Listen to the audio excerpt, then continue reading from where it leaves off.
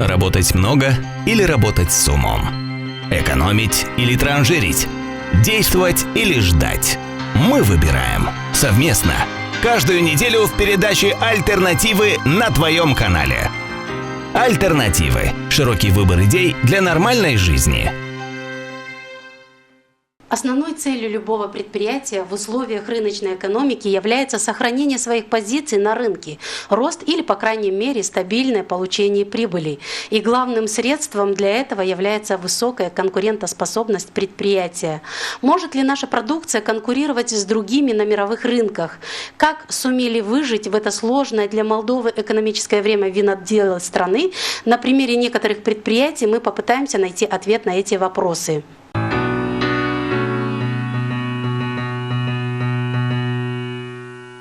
Винодельческий завод «Никсавин» в селе Ферапонтьевка Камрадского района начал свою деятельность в 2001 году. Чтобы выжить те годы, винзаводы объединились и создали агропромышленное объединение «Вина Камрата». С тех пор прошло 15 лет. Винодельческое предприятие «Никсавин» и по сегодняшний день успешно производит высококачественную винную продукцию и конкурирует наравне с известными брендами Республики Молдова как на внутреннем рынке, так и за рубежом. В данное время этот винзавод работает полную мощность. В 2001 году мы его приобрели. Было тогда объединение, агропромышленное объединение, Камрат, вина Камрата. Вот оттуда мы его выкупили. И вот с тех пор на этом заводе существует предприятие «Никсавин», который производит большое количество виноматериалов. Производим, реализуем, можно сказать, где-то около 7-8 стран. Производим такие вот виноматериалы, как Кабарде, Мерло, Саперави.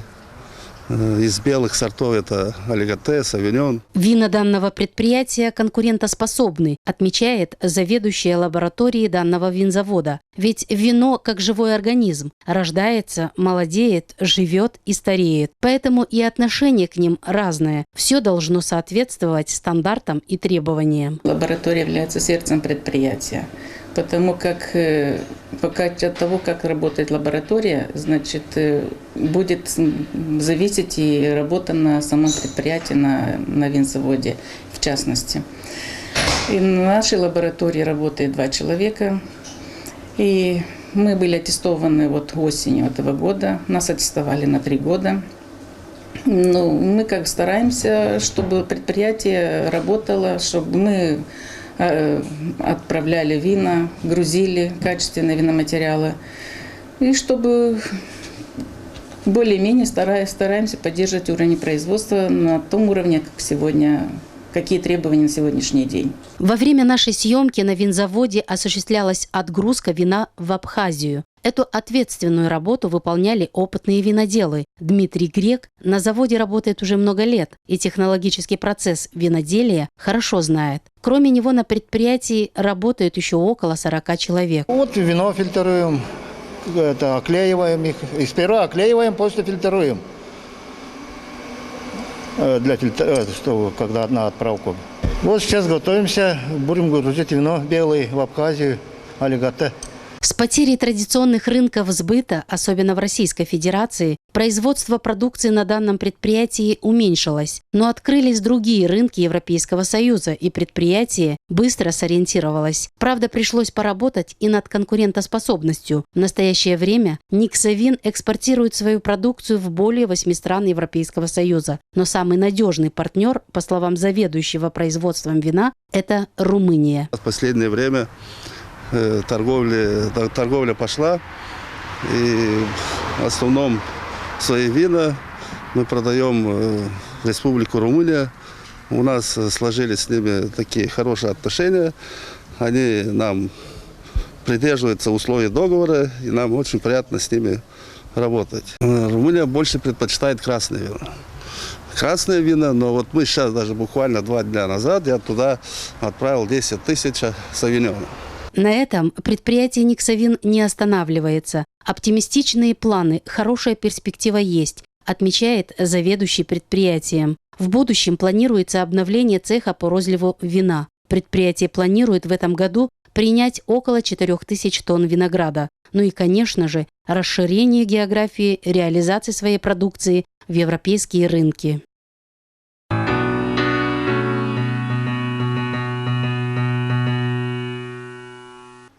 Конкурентоспособность, проверка зрелости экономики. Тема сегодняшней передачи. И рассуждать мы будем с участниками в студии АТВ.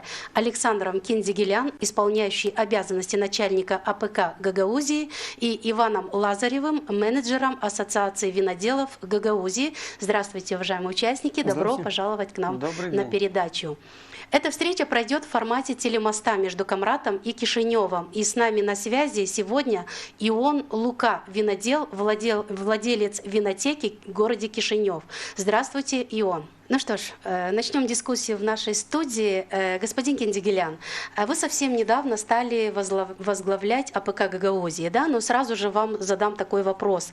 Насколько легко и просто быть конкурентоспособным предприятием в сегодняшних условиях, а может быть, напротив, это трудно и невозможно? От чего это зависит? Ну, раз у нас существуют конкурентные предприятия, значит, это все-таки возможно.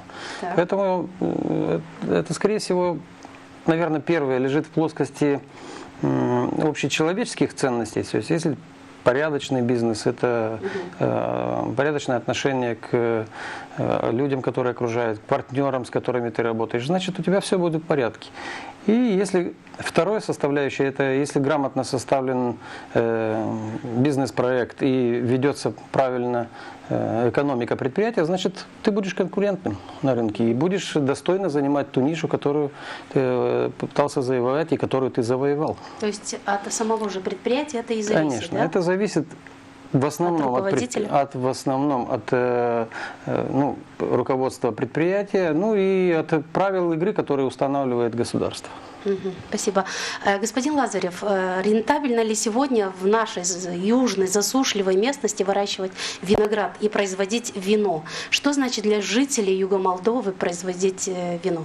Ну, если говорить о рентабельности производства винограда, то, конечно, важную роль имеет ценовая политика на виноград.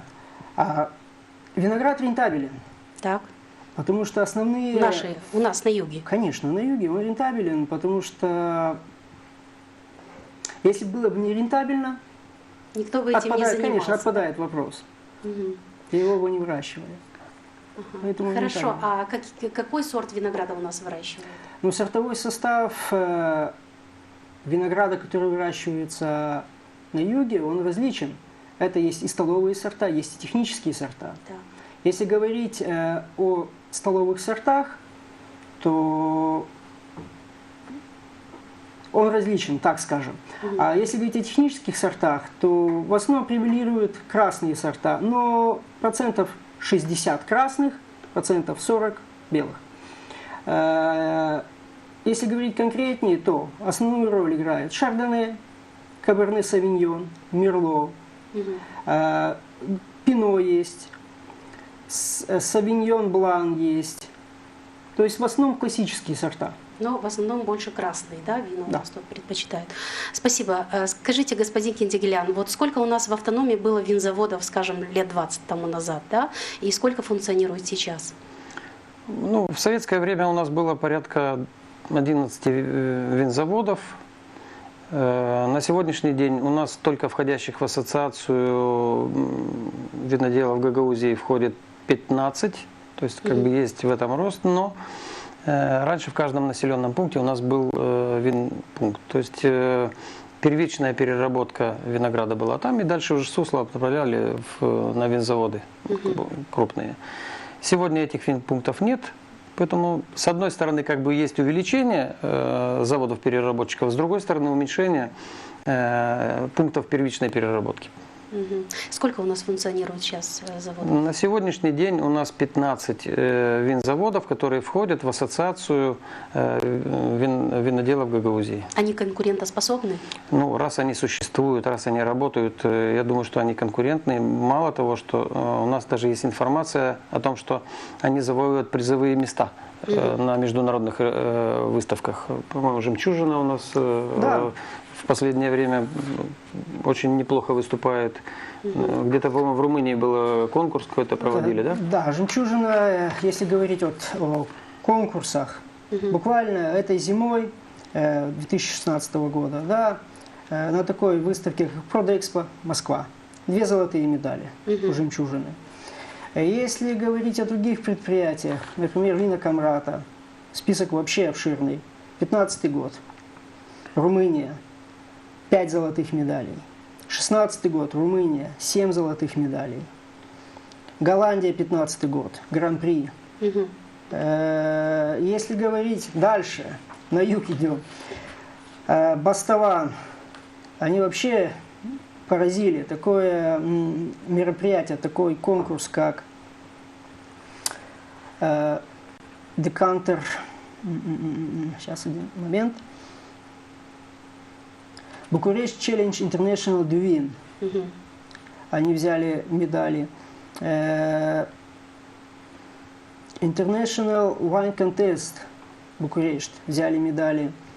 То есть получается, что наши предприятия очень активно участвуют во всех международных конкурсах и завоевывают призовые места. То в том есть числе есть и гран-при. Участвовать на конкурсах. Ну а как? Да? Виноделие в Республике Молдова в основном развито особенно в процентном отношении. Это наша Грузия, это юг Молдовы, где, я думаю, что 70% аккумулировано всех виноградников и винзаводов тоже. В этот год Бог нам дал достаточно большое количество осадков. И те предприятия, которые защищали свои виноградники от болезней, они, естественно, получат более качественный продукт и более большего количества.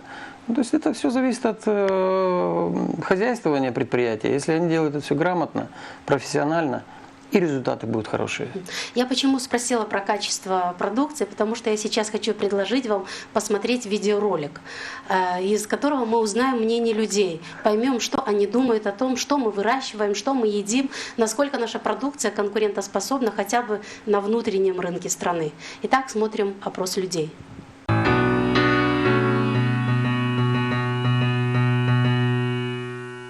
Молдова – цветущий край. Так всегда говорили о нашей стране за рубежом, а все приезжие гости сегодня восхищаются богатством и обилием урожая. Молдавские вина всегда ценились и пользовались спросом у покупателя. Благодаря этому нашу продукцию можно найти не только на местных прилавках, но и на полках других стран. Однако за последние 2 года объемы экспорта Республики Молдова постоянно сокращаются. Неужели наши продукты не соответствуют качеству, как раньше? Наша съемочная группа спросила об этом у обычных горожан. Наша продукция, то есть вино, фрукты, овощи, считаю, что экологически чистые, то есть выращенные с душой и как бы произведены тоже по качеству, ну как бы не противоречат тем стандартам, тем нормам, которые предписаны для изготовления, например, вина и для выращивания фруктов и овощей. Да, мы заграничные ничего не покупаем, у нас свои овощи. Мы стараемся свои только кушать. За границей очень пичканные и овощи, и фрукты, и питаться теми овощами и фруктами просто невозможно. Просто сама ела, они совсем другого вкуса. Поэтому я думаю, что можно поконкурировать. Что в Молдове производится, они более экологически чистые продукт, чем в европейских странах, потому что там применяют гербициды, такие сильнодействующие, которые это ГМО, там все прочее, вот эти применяются для производства, для того, чтобы стимулировать рост. Люди думают, чтобы зарабатывать. Они не думают, чтобы был качественный продукт и чтобы соответствовал европейским стандартам или там. Скорее всего, у них слишком высокие требования на этот счет. Наши не хуже продукты. Просто нужно найти рынок сбыта.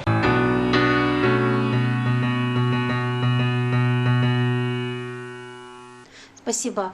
Сейчас я хочу обратиться к участнику, находящимся в центральной студии.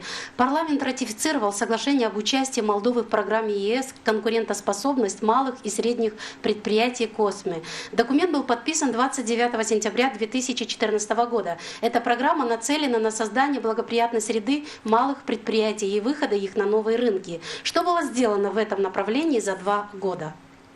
Ну, во-первых, разрешите мне сделать шаг назад, сказать, что я имел большую честь 7 лет быть председателем Ассоциации малых производителей вина Молдовы и непосредственно был связан со всеми процессами, которые связывала малых производителей.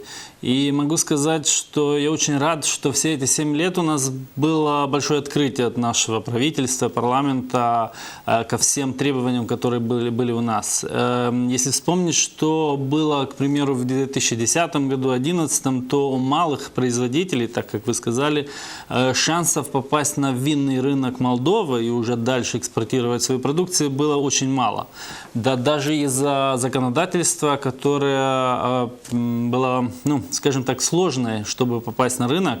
Начиная с 2013 года у нас новый закон вина и виноделия, и я могу с уверенностью сказать, что это один из самых современных законов сейчас в регионе, который, в принципе, позволяет любому поставить свою продукцию на рынок, и уже потребитель будет решать, конкурентоспособен ты, оставаться тебе на рынке, или, не покупая твой продукт, ты просто исчезнешь через определенное время. То есть это новый подход к то, что называется качеством продуктом. Конечно, все продукты должны соответствовать определенным стандартам качества, гигиены, которые проверяются очень строго нашей национальной лабораторией, но все остальное оставляется потребителю. Если продукт и вправду конкурентоспособный, то он будет продаваться и здесь, и за рубежом, и у производителей малых и больших будут шансы развиваться.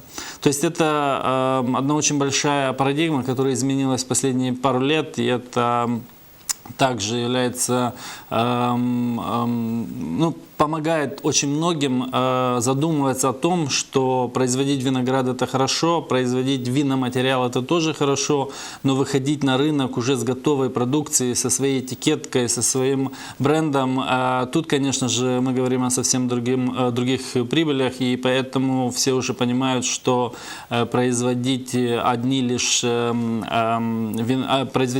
виноград не всегда получаешь самые большие выгоды, и законодательство нам сейчас позволяет выходить на рынок с бутылированными винами, ну и, конечно, экспорт. Если 5 лет назад малые производители работали, в принципе, только на местный рынок, сейчас все члены Ассоциации малых производителей вина Молдовы практически большинство своей продукции экспортируют в страны ближнего и дальнего зарубежья. Если взять мой пример, на сегодняшний день я экспортирую свою продукцию в 4 страны. Это Германия и Украина, то, что здесь рядом, Япония и Южная Корея. Это новые рынки для меня. И интерес к нашим винам на этих нетрадиционных рынках для нашего вина очень большой. И благодаря тем усилиям, которые сделали вместе с нашими коллегами малыми производителями, получилось заполучить хороших партнеров в таких странах, как Япония и Южная Корея. Спасибо, господин Лука. Еще один вопрос я хочу адресовать вам. Виноделы утверждают, что 70% качества вина напрямую зависит от качества винограда. А какую роль играет бренд? И что означает «Carpe Diem»? Ну, во-первых, я бы сказал, что даже 90% качества вина зависит от винограда. Из хорошего винограда всегда можно сделать хорошее вино, но также кое-что может не получиться, и вино выйдет не таким, как хотели. Но из плохого винограда никогда и никто еще не смог и никогда не сможет сделать качественное вино. То есть не 70, а 90%. Бренд, конечно, очень важен тоже, потому что я, во-первых, не согласен с высказыванием, что у нас в Молдове самые хорошие вина в мире. У нас есть очень хорошие вина в мире, хорошие вина в Молдове, но также есть хорошие вина в Италии, во Франции, в Испании, в Новой Зеландии, в Аргентине и так далее. И бренд уже помогает продвигать свое очень хорошее вино на местном и на международном рынке. Во-первых, я очень рад, что у нас сейчас работа идет очень интенсивная по продвижению бренду страны Wine of Moldova. Эта работа была начата 3-4 года назад, и я очень рад, что все виноделы в Молдове, в том числе из Гагаузии, из других регионов Молдовы, поняли, что продвигать собственный бренд – это важно, но сначала нужно продвигать бренд страны. Потому что не все, к сожалению, знают, где Молдова, не все знают, что мы вот уже пару тысяч лет выращиваем виноград и из него получаем хороший виноград, вино, извините. Поэтому очень важно продвигать бренд страны. Carpe Diem – это мой бренд. Это значит, живи сегодняшним днем, лови момент, радуйся моментам. И, это из латыни. И я подумал, что это будет хороший бренд для своих вин.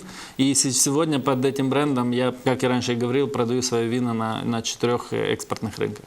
Сейчас я предлагаю посмотреть репортаж из Неспарен, в котором рассказывается о будущих предпринимателях, а после поговорим о том, насколько важно создавать в школах такие учебные классы и обучать детей с малых лет предпринимательству. Смотрим сюжет.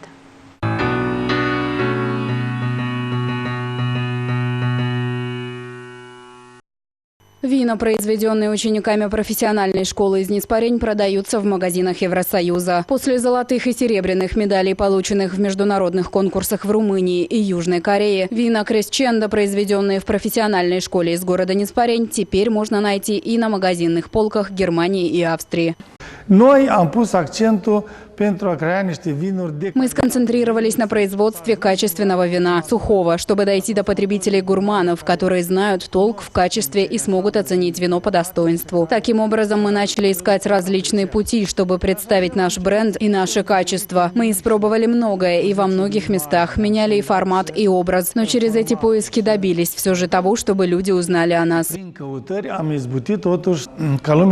Ученики профессиональной школы из Неспарень изучают здесь весь цикл производства вина, от выращивания винограда до розлива. В рамках программы они получают и предпринимательские навыки для того, чтобы в будущем открыть собственный небольшой семейный бизнес. Здесь мы узнаем, как делается вино от А до Я. Мы видим все, начиная со сбора винограда, его переработки и до розлива и упаковывания в коробки. И вот вино уже готово к продаже. Очень хорошо, что нам есть где практиковаться. То, что мы изучаем на уроках, потом на фабрике применяем на практике.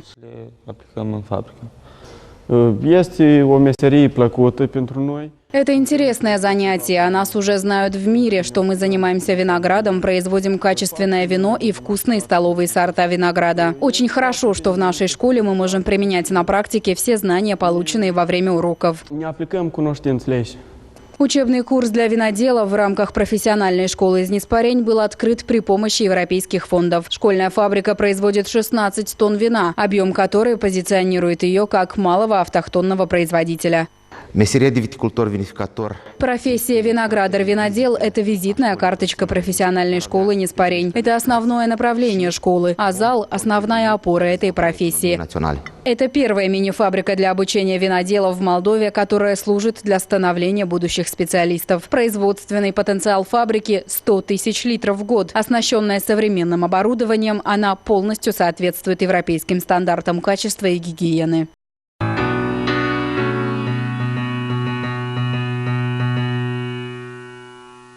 Хороший опыт коллег из Неспарен. Господин Киндиглян, скажите, вот важно ли для автономии готовить специалистов сельского хозяйства еще со школьной скамьи, создавать для школьников вот такие условия, как вот мы видели в репортаже?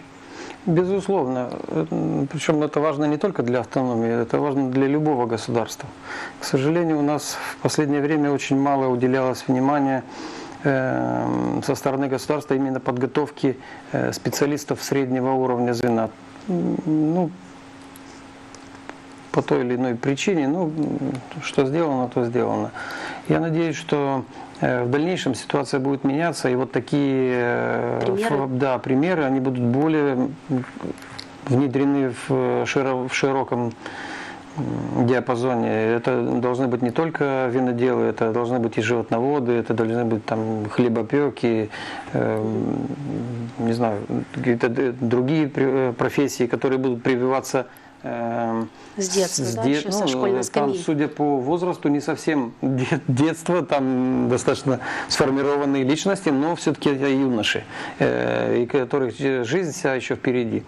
И те навыки, которые они получают на этой фабрике я так понимаю, что при СПТУ, наверное, они будут внедрять в жизнь. И я не думаю, что у всех, но даже если там 2-3 человека откроют такую же маленькую фабрику, это уже будет достижение этого училища. Поэтому это очень важно. Учить на самом деле детей труду у нас в последнее время перестали. И зачастую неуважение к труду, оно ведет к достаточно печальным последствиям. Поэтому очень замечательный пример. И дай Бог им в помощь, чтобы они расширяли не только по виноделию, но и по другим профессиям. Ну и дай Бог помощи нам в Гагаузии, чтобы у нас тоже открывались Мы будем такие стараться. классы. Ваше мнение, господин Лазарев? Это превосходно. Не подготавливая специалистов, не может быть отрасли. Все, тут все сказано. Скажите, а что делать вот населению в том случае, когда некуда сдавать свой виноград? Или есть, но очень дешево у них принимают виноград, ну, винзаводы, скажем? Ну, вопрос тут интересный. Во-первых, цена на виноград, то есть на сырье, она диктует нам ценовую политику на готовую продукцию. На сегодняшний день мы занимаем определенную нишу, да, ценовую нишу нашей продукции. Исходя из этого, ценовая политика сырья, она тоже ограничена. Вот он и ответ. А вот по какой цене сейчас продают предприятия вина свои? Ну, вина есть разного класса. То есть есть и премьер-класса от 100 лей бутылка. Есть и более ординарные, более простые вина, где цена бутылки колеблется в пределах 20-30 лей. Поэтому нельзя говорить о цене на вино так усредненно. Вина разного качества, разная цена. Ну, все-таки цены на вина хорошие, да? Вот разница в покупке винограда ощущается. Ваше мнение по этому, господин Киндиклян, вот почему так происходит? Что именно происходит? Вот смотрите, виноград покупают по маленькой цене, да? Людям некуда сдавать виноград, а вина-то все равно по хорошей цене продают. Хорошо, значит, смотрите, есть международные правила торговли. В какой-то определенный момент так получилось, что наше государство отрезало для нас традиционный рынок Российской Федерации, а это рынок более 100 миллионов, поэтому он очень большой, и он практически мог бы поглощать все вина, которые мы производим в стране. Ну, так случилось. Соответственно, винзаводы перестали отгружать свою продукцию, перестали зарабатывать. Если предприятие не зарабатывает, соответственно, он не может купить сырье. И тут начинается самое печальное. Когда предприятие не может купить виноград, виноградарь, не имея возможности его продать, начинает вырубать виноградники. А вы знаете, что процесс получения винограда, он достаточно долгий с момента посадки куста. Он начинается от 4 лет и дальше. И вырубить легко, посадить сложно. Но, слава Богу, в последние годы, когда государство стало субсидировать эти моменты посадки виноградников, стали очень много экономических агентов, люди стали садить виноград. То есть субсидия сейчас помогает? Обязательно. Любая помощь со стороны государства, помогающая бизнесу, она во благо. Поэтому процесс идет и достаточно неплохо. Ну, к сожалению, что мы не сможем вернуть пока те объемы винограда, которые мы производили, но восстановление отрасли движется вперед. А вот почему в некоторых селах все же закрывались эти винзаводы? Какая судьба ожидает тех, которые не способны конкурировать даже у нас не то что на мировых рынках, но и на собственных? Вот, например, предусмотрена ли для таких предприятий какая-то помощь местная наша местными властями? На самом деле... Вот Дизгинже, например, по-моему, не работает винзавод. Он не работает, но он относился к категории винпункта. Почему? Потому что он входил в систему винокомрата. И не только Дизгинжинский завод. Есть еще такие примеры, да? Есть примеры. Но дело в том, что из-за сокращения объема виноградников отпала необходимость в больших заводах, которые перерабатывали там десятки тысяч тонн. Поэтому, Дизгинже это, по-моему, только единственный пример. Какой-то другой там завод, если его и закрыли, то это чисто финансовые проблемы были. На самом деле, все винзаводы, которые работали, в том числе и в советское время, они на сегодняшний день продолжают. Мало того, у нас построились современнейшие заводы в Вулканештах. Это один из лидеров винного рынка нашей страны. Там просто ультрасовременное оборудование стоит. Они на свои собственные средства да, все это оборудуют, это инвестиции иностранных партнеров. Есть инвестиции. Конечно. Это на свободной экономической зоне в Вулканештах. Да, такая компания ДК Enterprise построила один из самых современных заводов в стране. Спасибо. Но у нас есть еще один хороший пример, один репортаж коллег из Тараклии. Я предлагаю сейчас посмотреть, как винзавод села Твардица конкурирует своей продукцией на европейских рынках, причем работает завод только на свои средства, без поддержки властей. Итак, смотрим сюжет.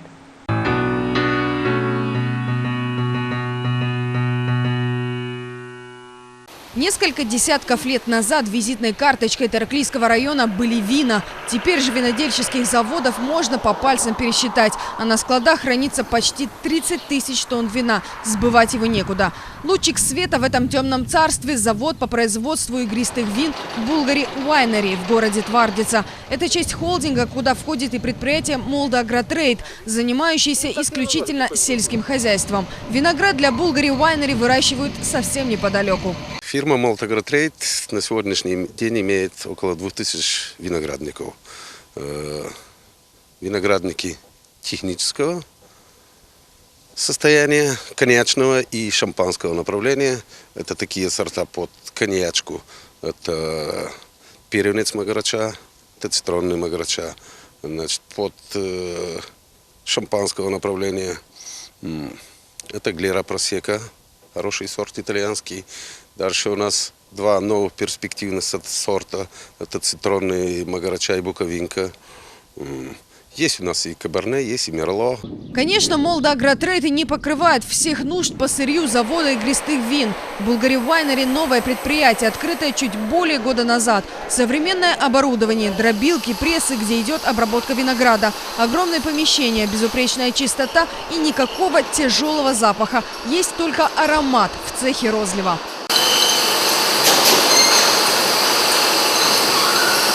За следующей дверью склад. Тысячи бутылок вина ждут своего ценителя.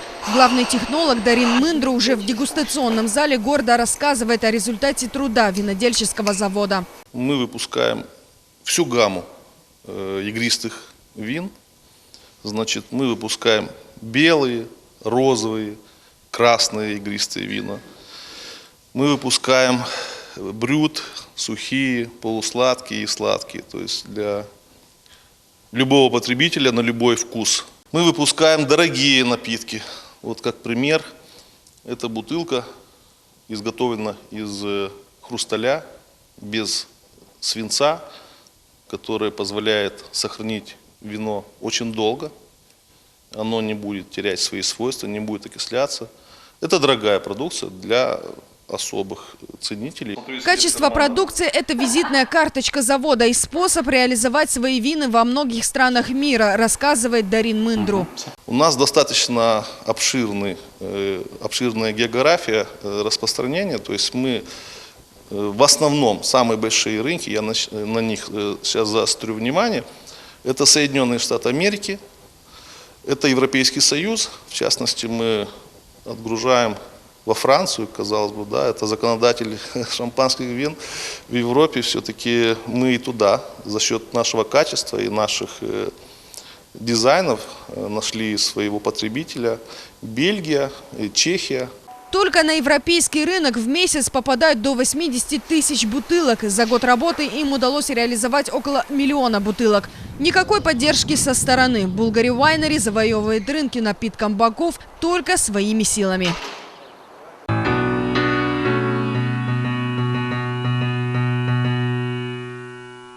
Спасибо. И вновь с нами на связь выходит Кишинев. Господин Лука, какие квоты предусмотрены соглашением ЕС для экспорта молдавской винодельческой продукции? Насколько они осваиваются? Если нет, то почему? Что для этого необходимо сделать предприятиям? Ну, тут очень легко ответить на ваш вопрос, потому что квот нет вообще. Начиная с 2014 года, с 1 января Евросоюз полностью отменил все квоты. Этим он как-то дал ответ на второй эмбарго, который начался в сентябре 2013 на российском рынке. То есть, начиная с 2014 года нет квот на европейском рынке. То есть, продавай сколько можешь. Другое это дело, если наши продажи там растут или нет. Последние 2 года, когда были квоты, это 13 и 12, мы недостаточно продавали в Европейском Союзе, чтобы полностью покрыть эти квоты. Ну, начнем с того, что в Европейском Союзе и своего вина хватает. Все-таки мы тут говорим о Италии и Испании, которые имеют где-то по 1 миллиону гектар винограда. Ну и, конечно, Франция, которая номер один в мире. Но все равно рынок большой, и молдавская продукция продается на европейском рынке. И мы завоевываем по чуть-чуть некоторые важные европейские рынки, как Германия, Англия. Чехия и Польша являются очень важными рынками сбыта наших виноделов, но также и Румыния в последние пару лет очень важный рынок стал. Продукция продается и наливом, продукция продается и бутылированная. То есть примеров есть очень много, но борьба все-таки очень большая. Потребитель остается тем же, а вино приходит из всего мира на европейские рынки. Очень сильно конкурируем сейчас с новым винным светом. Это Чили, это Аргентина, это Южная Африка, это Калифорния, то есть вообще США. Там уже есть еще некоторые новые винные регионы. Поэтому я раньше говорил, что очень важно продвигать винный бренд страны. Молдова, как страна с традициями, страна с тысячелетними традициями производства вина. Ну, то есть квот нет, но мы пытаемся как можно больше продавать вина на европейских рынках. Спасибо, господин Лука. И еще один вопрос я вам задам. Возможен ли вариант создания мини-винзаводов в сельских местностях? Предусмотрены ли для этого какие-то программы, гранты, субсидии от государства? Конечно же, возможно. И, скажем так, сейчас мы находимся во время больших перемен структур винодельческих предприятий. Со времен Советского Союза у нас остались очень большие предприятия, которые производят 1000 тонн в год, перерабатывают очень много винограда. И, конечно, место на рынке таким предприятиям всегда будет, и для этого вина тоже всегда будет находиться потребитель на внешнем и внутреннем рынке. Но все больше и больше появляются малые производители вина, которые до сих пор производили только виноград и продавали его, как вы говорили, задешево большим предприятиям, то все больше и больше начинают появляться семей, которые говорят: я ведь сам могу это сделать дома, я могу произвести хорошее качественное вино, я могу его сам продавать, может быть, как виноматериал или уже как готовую продукцию сначала на местном, региональном рынке, потом, почему нет, и на международном рынке. Таких примеров есть. У нас в Молдове существует и успешно процветает ассоциация малых производителей вина, которая делает именно то, о чем вы спрашивали. Малые предприятия, которые в селе рядом с виноградниками производят высококачественные вина. Я очень рад, что Неспаренская школа, а также школа из Львова является также членами нашей ассоциации. Это очень хороший пример, как можно продвигать качественные вина, появляться на рынке с новыми большими брендами. И раньше вы с коллегами говорили, как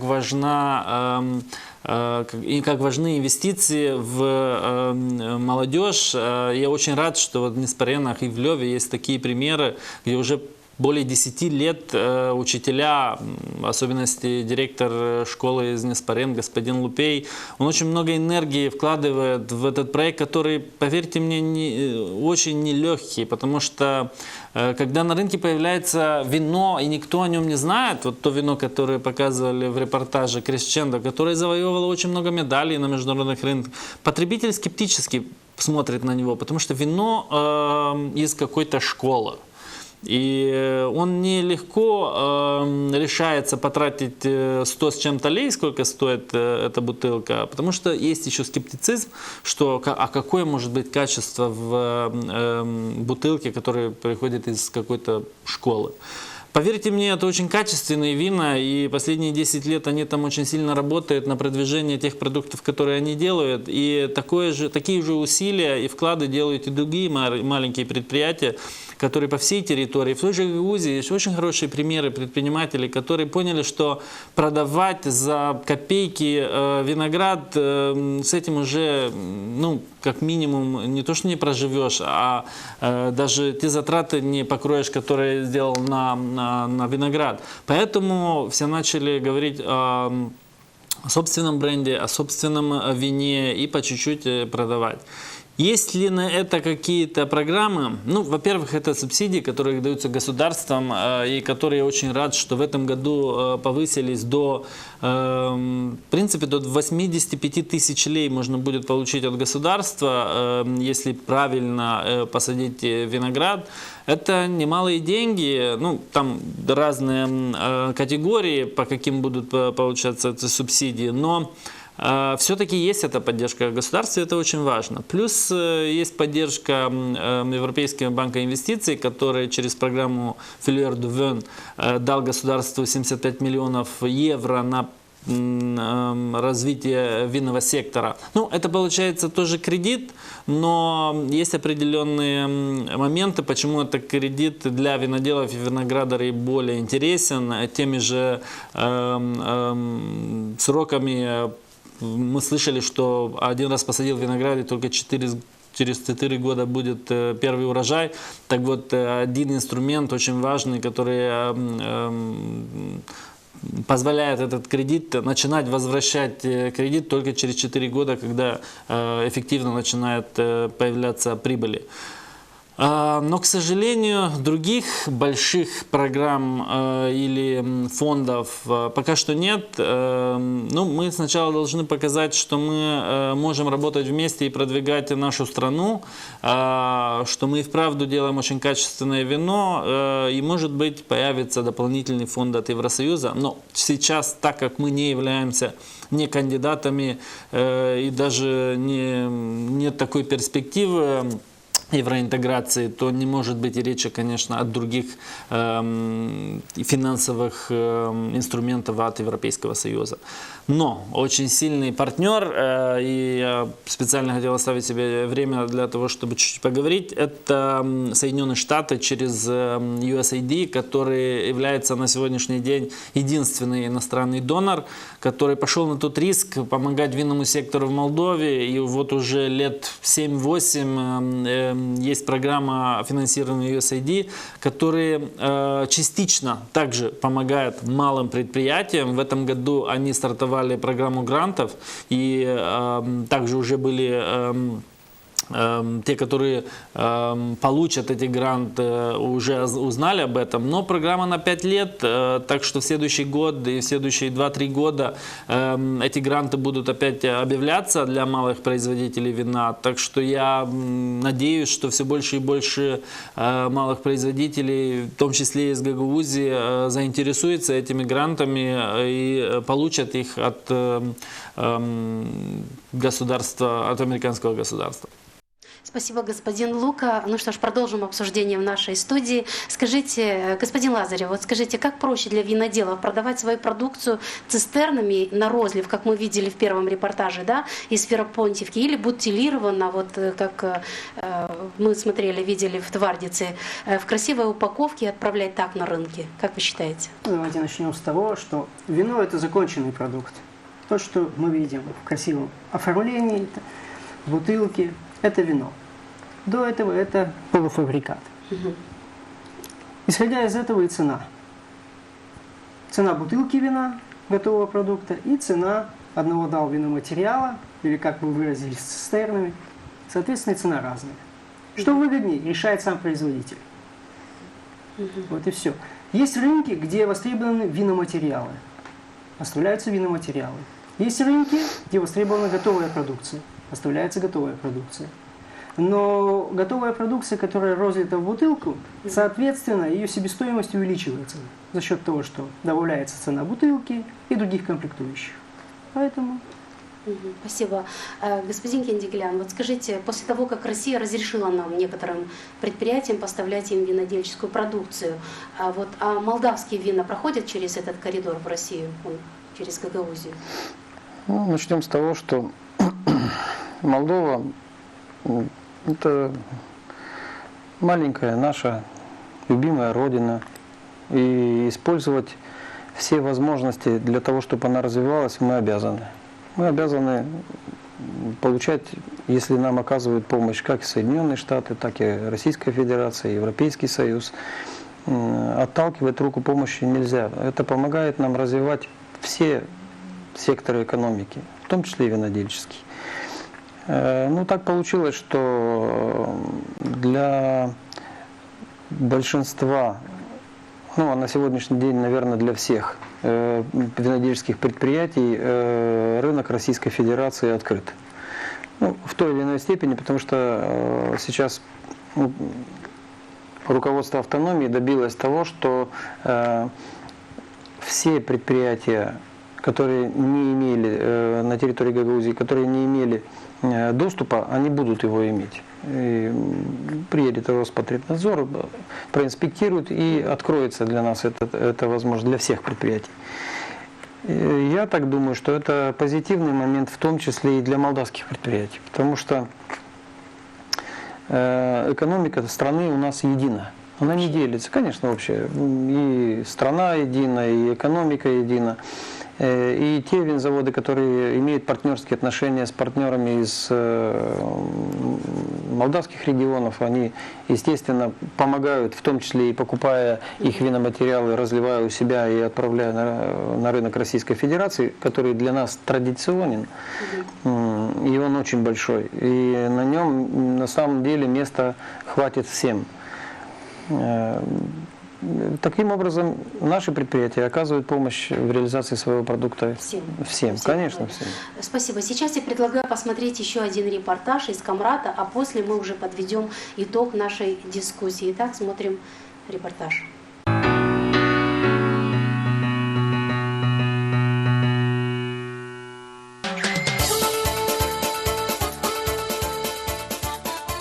Хоть и говорят, что южная степь Молдовы капризная и засушливая, но жаркая солнечная погода способствует выращиванию здесь сладкого, сочного, черного, янтарного и золотого винограда, что является гордостью для всех жителей этого региона. Ни одно застолье, ни одна свадьба, ни одна кумытрия у южанина не обходится без вкусного вина. Собрав урожай, заполнив бочки вином, они традиционно отмечают окончание полевых работ. Праздник вина и свадьбы раньше у нас у гагаузов начинались только после того, как забродит вино и пройдет 40 дней после его сбора, потому что вино должно устояться, оно должно осесть, оно не должно быть мутным. Гагаузия непосредственно играет очень большую роль в виноделии Молдавии, да? Что это южные регионы, здесь всегда была традиция производства вина, и здесь всегда производилось хорошее, качественное красное вино. Нам очень приятно, что наши вина пользуются спросом не только в Республике Молдова, но и за границей. На праздник вина в столицу автономии съезжаются жители из всех населенных пунктов юга Молдовы. Здесь они представляют гостям и жителям Гагаузии не только свои лучшие вина, но и предлагают самые вкусные национальные блюда, представляют свои народные костюмы, поют песни, делятся своими народными традициями.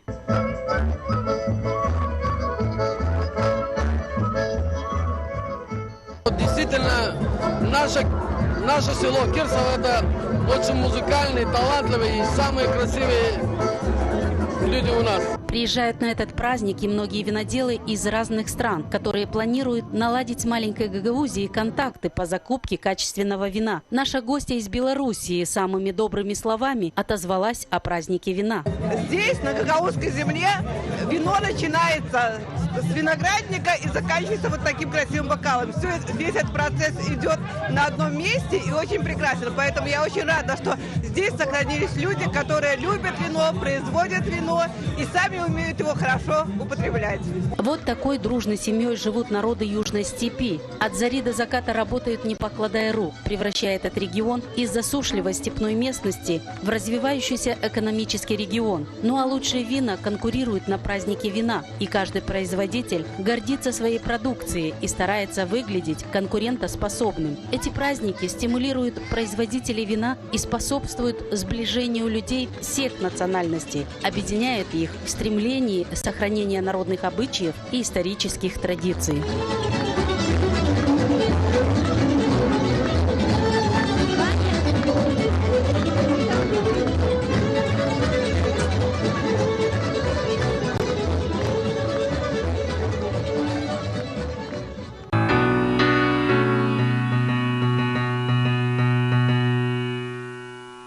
Ну что ж, уважаемые участники, подведем итог нашей передачи на тему «Конкурентоспособность. Проверка зрелости экономики».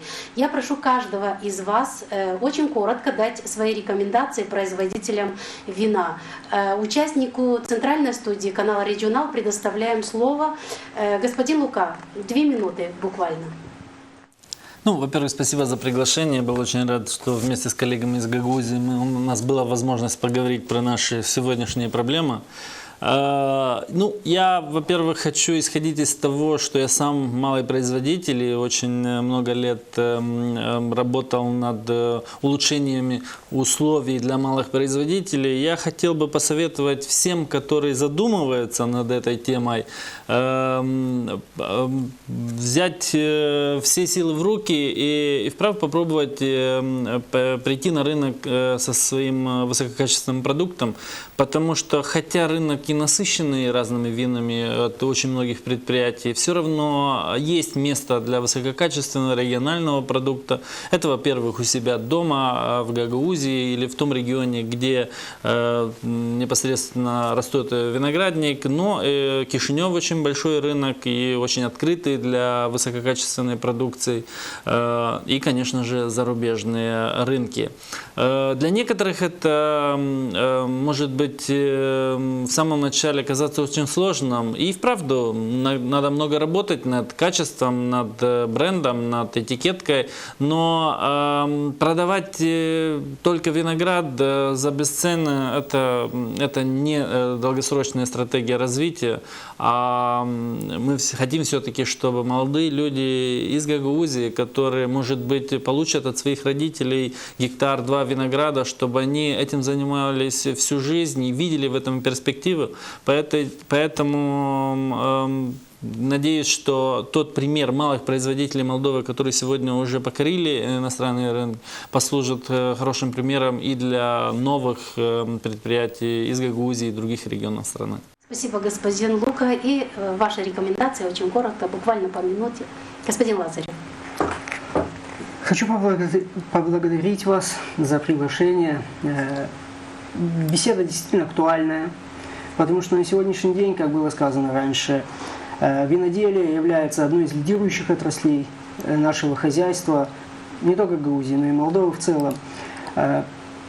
Хочу порекомендовать лишь одно – увеличивать сырьевую базу, то есть виноградники, площади виноградных насаждений, и производить только высококачественные вина. Работать, да, господин Киндиклян, ваша рекомендация? Я тоже вас хочу поблагодарить за то, что пригласили. И я хочу порекомендовать нашим людям, которые живут в этом прекрасном краю, любите свою родину, любите то место, в котором вы родились.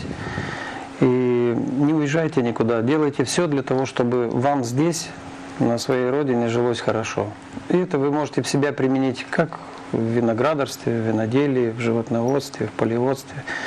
Потому что дороже, чем наша земля, у нас ничего нет. Успехов вам, здоровья и Божьих благословений. Спасибо вам за участие. Конкуренция – это слабость мышления. Конкуренции нет, если вы мастер своего дела.